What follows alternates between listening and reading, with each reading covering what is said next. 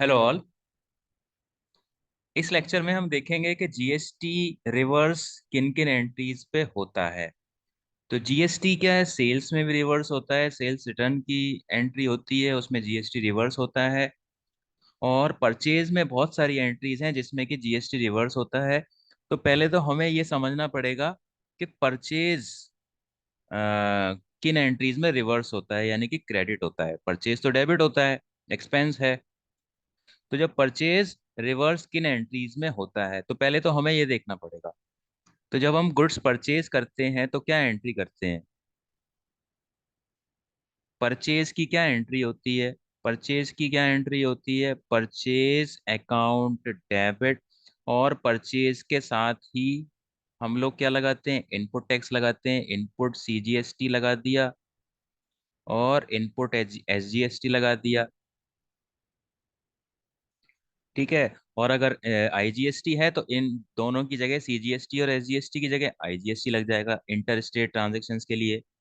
ठीक है। और यहाँ पे हम क्या एंट्री करते हैं? टू कैश अकाउंट करते हैं और चेक से पेमेंट करते हैं तो बैंक लिखते हैं। और अगर उधार है तो किससे उधार खरीदते हैं? क्रेडिटर लिख देते हैं या फिर उसका नाम लिख देते हैं, क्रेडिटर का जो भी नाम है।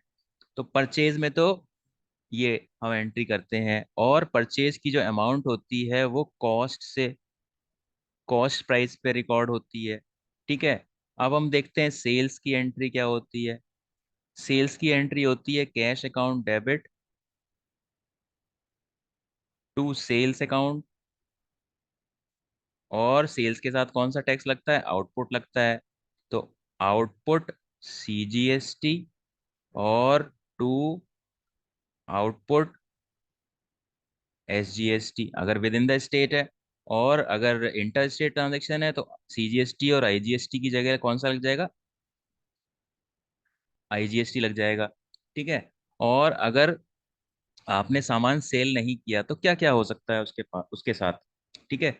या तो सामान आपका जल सकता है, लॉस बाय फायर होता है। ठीक है। या फिर आपने उसको फ्री सैंपल में दे दिया, एडवर्टीजमेंट एक्सपेंसेस बोलेंगे या फिर फ्री सैंपल ही बोल देंगे। ठीक है। या फिर आपने सामान को चैरिटी में दे दिया या फिर डोनेशंस में दे दिया। ठीक है। और मालिक सामान को अपने घर पे ले गया। ठीक है। यानी कि मालिक का फर्नीचर का बिजनेस है और उसने, मालिक ने क्या सोचा कि फर्नीचर अपने घर में भी जरूरत है, तो मालिक ने क्या किया, जो परचेज किया था सामान बिजनेस के लिए उनमें से कुछ सामान वो अपने घर ले गए। ठीक है। तो इस तरीके की ट्रांजेक्शन्स होती हैं। इनमें क्या होता है, इन सब में देखो लॉस बाय फायर है तो लॉस बाय फायर डेबिट होगा, एडवर्टीजमेंट डेबिट है तो एडवर्टीजमेंट डेबिट, चैरिटी डेबिट होगा, ड्राइंग डेबिट होगा। और क्रेडिट क्या होगा? क्रेडिट होगा टू परचेज अकाउंट। ठीक है। और देखो ये जो सेल्स वाली ट्रांजेक्शन थी, सेल्स वाली जो ट्रांजेक्शन होती है हमेशा सेल्स प्राइस से होती है। ठीक है। और क्योंकि यहाँ पे परचेज क्रेडिट हुआ है तो परचेज जहाँ भी आएगा वहाँ पे कॉस्ट प्राइस से हम लिखेंगे। ठीक है। ये इसकी तो वीडियो हमने पहले भी देख चुके हैं। तो परचेज हमेशा कॉस्ट पे रिकॉर्ड होता है। ठीक है। और ये जितनी भी ट्रांजेक्शन्स हैं, loss by fire, advertisement, free sample या फिर चैरिटी में दे दिया, डोनेशन में दे दिया या फिर ड्राइंग्स में दे दिया, ये सेल तो हुई नहीं है। तो जब सेल नहीं हुई है तो इस पे क्या है, आपको आउटपुट जीएसटी भी नहीं मिलेगा जिससे कि आप इनपुट वाले को एडजस्ट करोगे। ठीक है। तो इन केसेस में क्या है, जब सेल नहीं होती है तो इनमें परचेज रिवर्स हो जाता है। और जब परचेज रिवर्स होगा तो परचेज के साथ क्या रिवर्स होगा? यहाँ पे लिखेंगे परचेज के साथ क्या रिवर्स होगा? इनपुट सीजीएसटी और to input IGST, sorry SGST. ठीक है। तो सीजीएसटी और एसजीएसटी लगता है। तो यहाँ पे देखो ये क्या हुआ है, ये हुआ है रिवर्स। रिवर्स हुआ है यानी कि यहाँ पे जो ये डेबिट हुए थे, ठीक है, ये यहाँ पे रिवर्स हो गए यानी कि कैंसिल हो गए क्योंकि वो सामान बिका नहीं। ठीक है।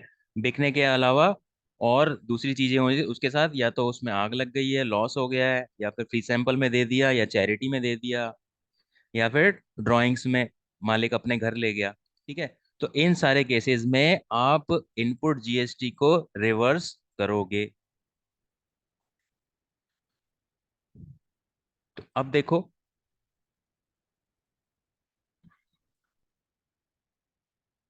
फॉर एग्जाम्पल, आपने 5,000 रुपए के गुड्स गुड्स कॉस्टिंग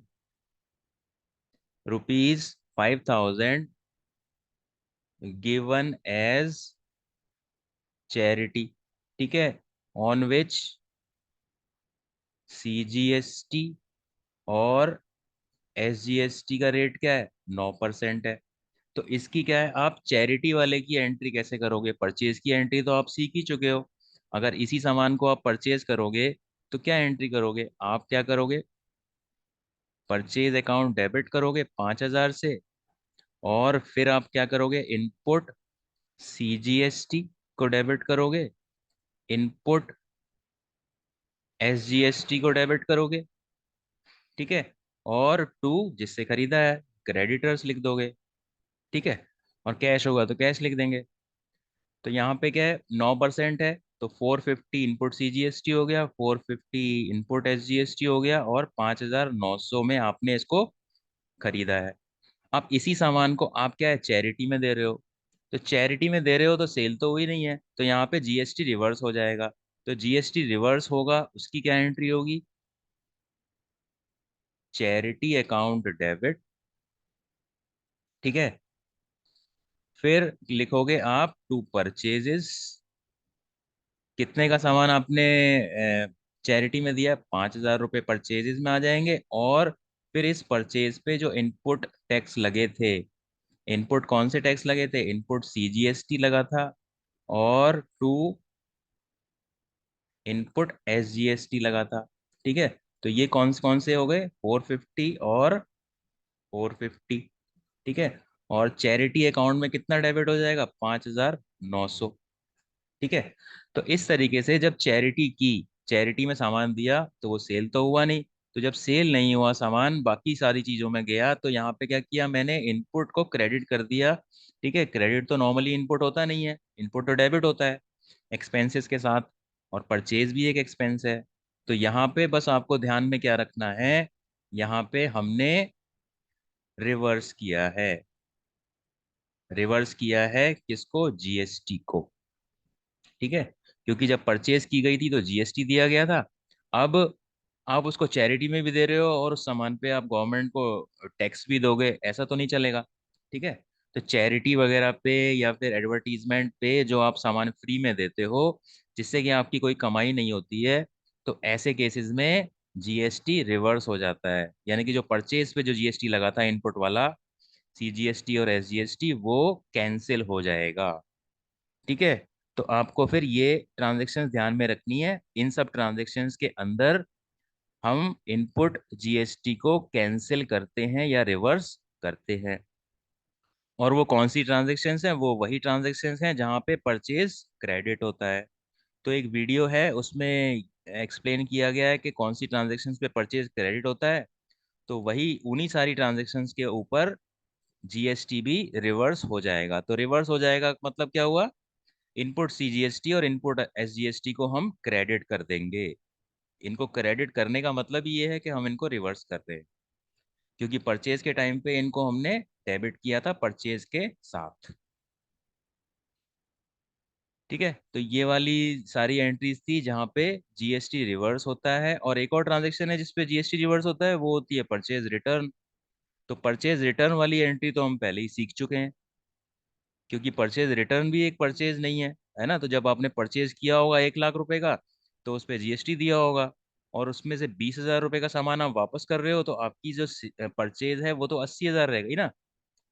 तो आपने जो 1,00,000 पे जो जीएसटी दिया था, उसमें 20,000 का जो जीएसटी था वो आप रिवर्स कर दोगे।